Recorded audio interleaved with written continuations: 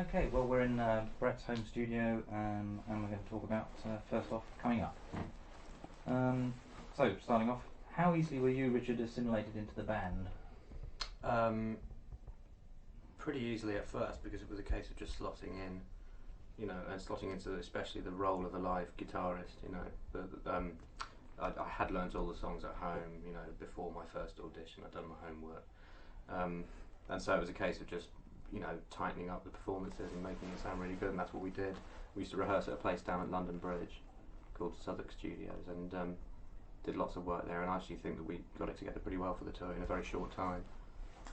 And of course you did go on tour with Dog Band Style, Yeah. Dog Band Style pretty much straight away, but I presume that helped with the process of integration, so to speak. Definitely, definitely. If my first, it was kind of like being eased into it, not sort of physically, because you have to immediately go on the road, but if the first thing I'd had to do the day after I joined the band was write an album with them, it would have been a lot more difficult, but I'd had time to kind of, you know, work my way in there and sort of feel around musically and sort of basically come to the same point as the others about the kind of record that they wanted to make. And when we started writing in 1995, after the end of the Dog Band Style tour, we were kind of in tune with each other.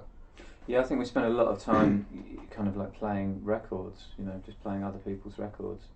You know, we had that luxury because we were touring with Richard, so on the Dog Band Style tour, so, you know, he kind of like, you know, I played him things that he hadn't heard before, and we talked a lot about the kind of records that we wanted to make, which of course at first we didn't quite know, because you never quite know, but, you know, then after a while we sort of started talking about, you know, much more of a kind of a brighter kind of pop record really that we wanted to make, you know. And I started playing Richard things that, I don't know, you know, bits and pieces of songs I liked, you know, and he played me bits and pieces of songs he liked, and we kind of like joined the whole thing together. How soon after your arrival did you record Together and Bentwood Boys then, which are the B-sides of obviously the last single off the... Yeah, we recorded them in, it was December '94. So that was after the tour then? No, it was in the middle of the tour, because we did a fan club gig at the Heaven Club underneath Charing Cross, and that was December '94, and we just written and recorded Together and Bentwood Boys, and we kind of did a live premiere of it at that gig, I think. And yeah, those were the first two songs that we kind of got together. But I had already been, you know, right from when I first joined the band, I was demoing on a little 4-track I borrowed from Matt, and I wrote what became Have You Ever Been This Low, and wrote what became Picnic by the Motorway. That music was all written in the first couple of months of touring. I remember we were on tour when Richard wrote the music to Together, I think it was, wasn't it? Cause yeah. Because we were all going, we were in Hamburg or something like that. I think it was somewhere in Germany. Yeah. And we were all going out, and as we used to a lot in those days, and we didn't let Richard come out with us. We said, you've got to stay in and you've got to write something. Well, I was too young. And I think he stayed in his hotel room and you wrote Together, didn't you? And that was kind of quite interesting. I've still got it on cassette. I kept that because it was really vibey to me. This is the band, you know, playing a song, the music for which, you know, I'd sort of the chords I'd come up with, you know, and it was really interesting to hear the band making it into a kind of vibey piece of music. And Brett sort of had a few snatches of lyrics, but it was mostly kind of phonetic. And I've still got that tape. That was really good. That was me thinking, oh, thank God, you know, I can write with them as well. What stage then, Neil, did you arrive in the band? Was this a bit later or around this time? When was Together? Because I first came along about October '95. The band were Just hatched. rehearsing down the road. I lived in Crouch End, and the band were in the Dave Stewart studio, the church in Crouch End, and I popped down one day to borrow a suit off Simon, because he was the only person I knew in London who had a suit. So I popped down to the studio in October '95, and Never left. And I never left because I couldn't afford the bus fare. Literally. But so though you arrived and you said, "Oh, actually, we'll take on a keyboard player now."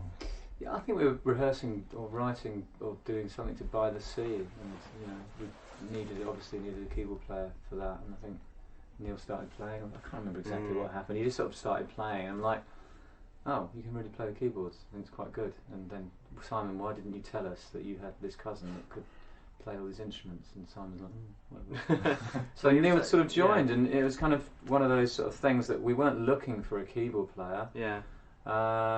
We weren't looking for another member or anything like that, but Neil sort of just came along, and he just sort of, I don't know, he just sort of fitted in really nicely. It just sort of seemed to work, and it was just like, oh, do you want to join the band? I was like, yeah, fine. It was kind of like this nice sort of natural thing about it. Were you aware that Neil will be able to co-write songs as well, or was that? No, not at all. I didn't. Well, no, I've got to say, because your flat, Chesterton Road, when you were first based in London, which is probably from September onwards, that's when Neil used to come over and sort of party with us, and he'd always play songs of his own on the guitar to entertain everybody. You know, and you know, so he was latter-day George Formby. It was when I wanted everyone out of the house, I asked him to play his own songs. I used to enjoy them. But so it was obvious to me, you know, long before he was actually in the band, that he could write and play, and you know, was a competent musician.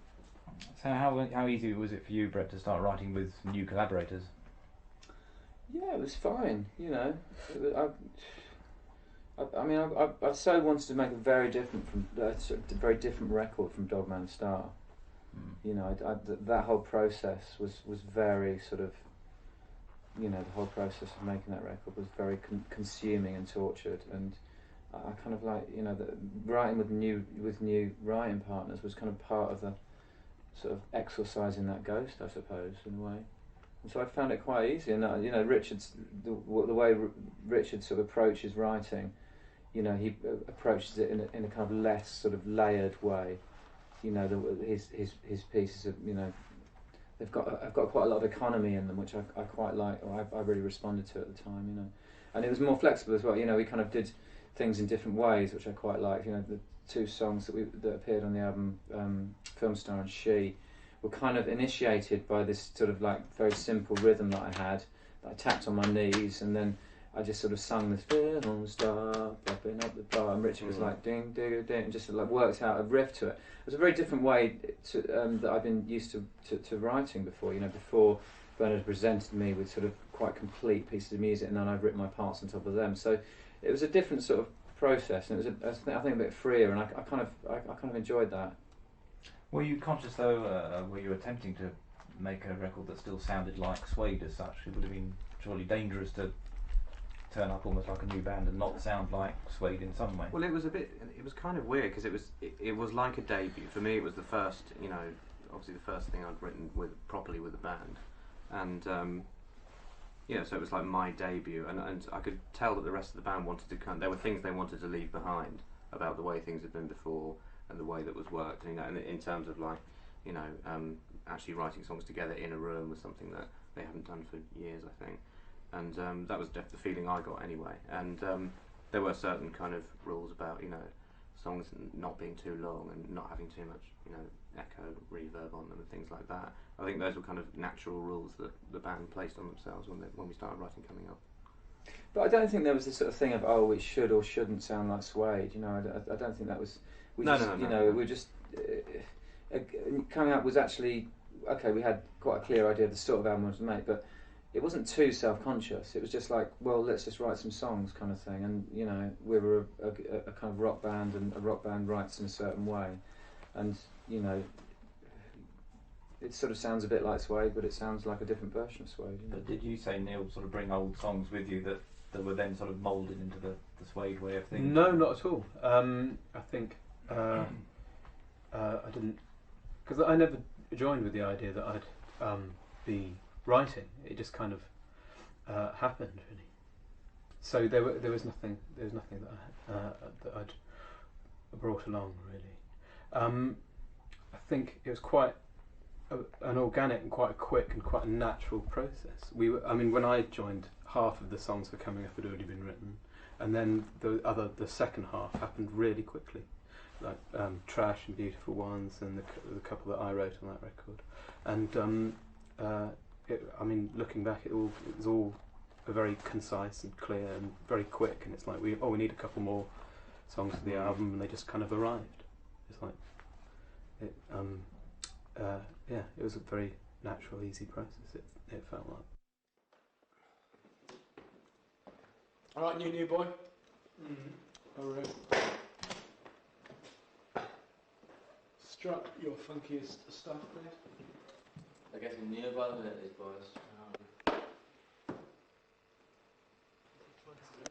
It's got to be Mike. Alright, try it with the track. Off you go, Brett. Try it with the track.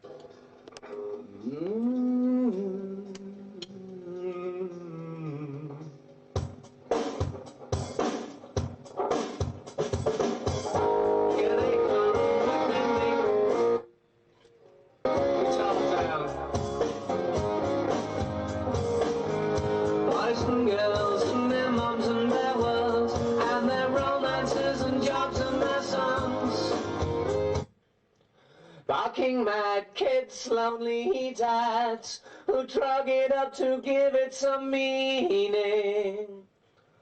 From the raves and the council estates, they're reminding us there's things to be done. But you and me, all we want to be is lazy. You and me, so lazy.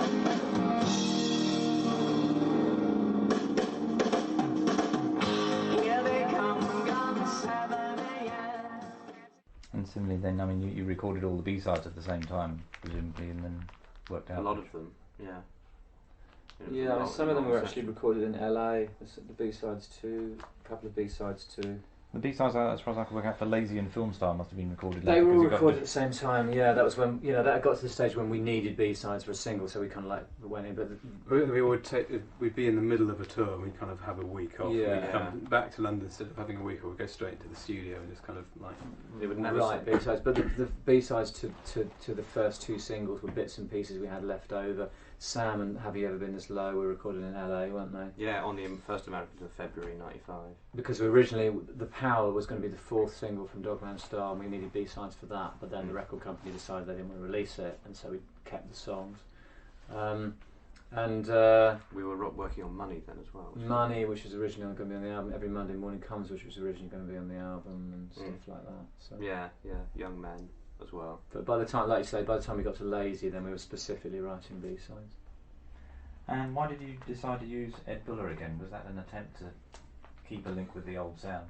I suppose, I mean, originally we actually thought it would be a good idea to have a, kind of like, have a clean, start with a clean slate and work with someone else.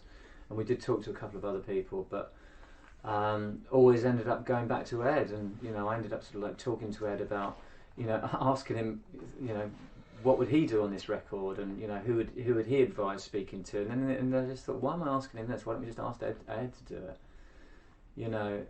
And Ed is one of his greatest attributes is that he has this great ability to inspire people and to kind of like do that thing that producers do, which is just kind of like make a band make good records.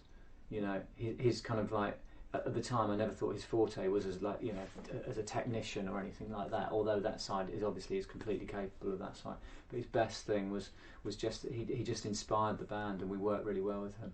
And I think, looking back on it, it was absolutely the right thing to do to keep Ed. And was it his choice to go for the townhouse and move on from? Was it for the better facilities? I can't remember why we decided that. I think we just thought we were looking for a studio. I remember I visited the townhouse and liked it, but inevitably we ended up back at Master Rock, because that's just what happened with Suede Records. We made them at Master Rock and we felt comfortable there. I mean, we did lots of the recording at Townhouse. We did She there. We did put a lot of the drums Ones, down there. Yeah, lots of the drums and bass. backing tracks. But we ended up finishing the album off at Master Rock. And did the songs evolve much in the recording process? Did you, with the sort of new lineup and Neil coming in part way through, did they evolve much as you recorded them? Yeah, I mean, something like Trash, for example, that was quite a sort of strange song. It started off as a completely different song. Yeah. And I think it's actually a completely different song. And I said, well, I like the verse, but I don't like the chorus. Yeah. So you wrote a new chorus, and then I said, well, I like the chorus, but I don't like the old verse. So I wrote some chords to the verse. Yeah.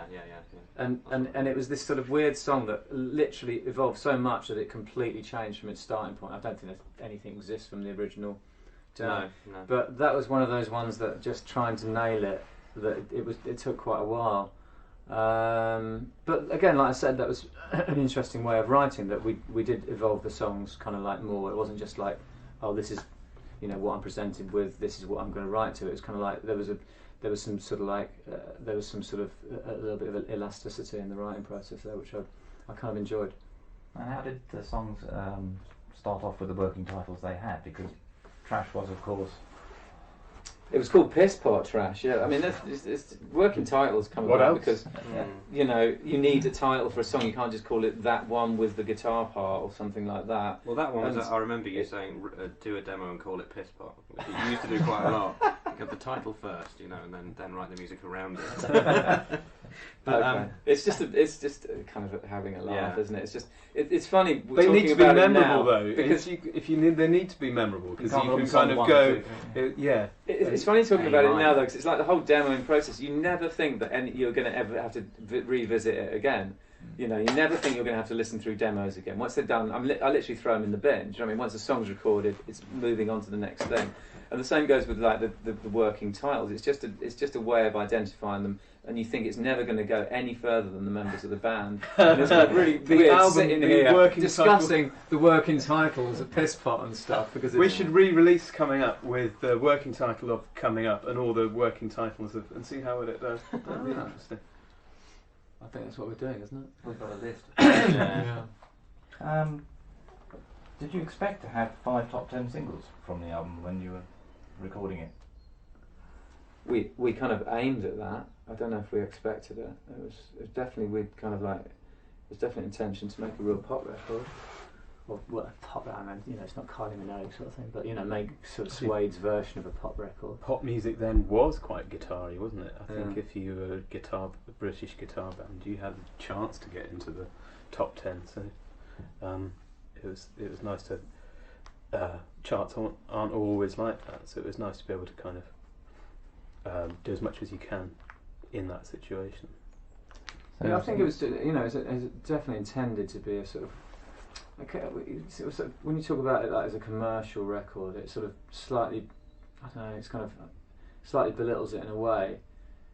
And commercial's a pejorative term these days. Yeah, exactly. But we intended it to be, you know, a communicative record in that sense. And the songs were written, very sort of structured, very much like pop songs, and you know, and unashamedly so. I think, you know, I think we were all, you know, in love with that kind of like idea, you know, the whole kind of like, you know, Motown idea of, you know, very concise, simple songs. And there'd been a real sort of like beauty within that. There'd been quite an honesty and a beauty within just making a simple pop record.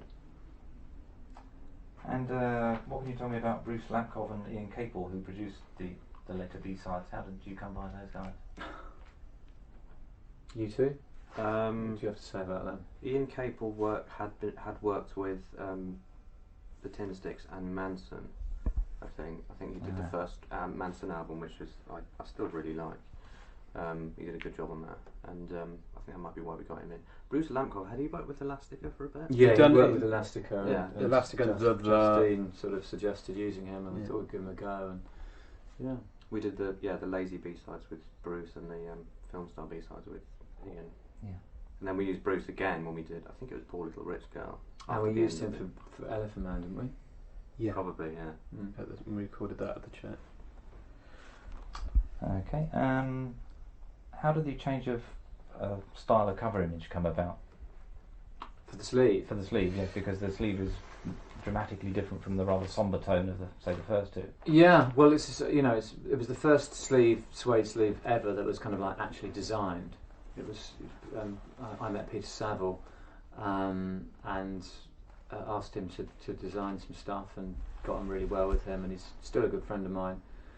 And we ended up doing Coming Up, and you know, it sort of suited the music really. I think it was a much sort of brighter, still kind of like quite mysterious and quite, you know, enigmatic in its own way, but yeah, just you know, I suppose it was the fact that it looks different is because it was conceived in a very different way. You know, it wasn't just a picture from 70s photography that, you know, the early record sleeves had been.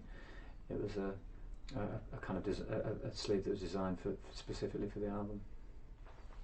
Okay, and lastly on coming up, how do you see the album now in retrospect? Would you do any of it differently now? Would you approach it differently? I personally would have less fairy speeding on the record. I really regret that. Richard and Neil, I mean. I'd have more very speedy. I'd have a bit of both. No, I don't think. No, I don't think there's any point in regretting. No. There are, it's not perfect. No album is perfect, but you can't think, oh, if only I'd done this. That's a reflect. Every album is a reflection of how the band is at that time, and there's no point in wishing it had been different. That's how it was. That's reality. I've got to be honest. I've got to be honest. But the thing about the very speeding, it's slightly different because that was almost like done after in mastering and post production at that stage. You know what I mean? But that's what I'm saying. I'd like the album to be more like the album that the band made, because the very speeding makes it less like the album. Yeah. Do you know what I mean? It's almost like one of those things that I regret. Putting it through. I regret not being stronger when it came to that decision. When people were saying, "Look, if you very speed this, then it's going to sound poppier and it's blah blah blah," and it kind of like. Well, that was the idea, making it sound. Yeah, it was. It was part of the process, like but I just sort of I kind of regret that, and I will always regret that Trash, which is a very beautiful song, has a kind of like a virgin quality. Yeah, has a sort of has a kind of like thinness to it because of that. This is already going so it's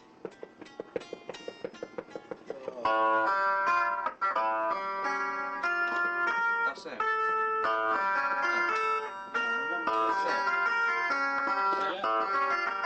For the last call. Think Harry Palmer.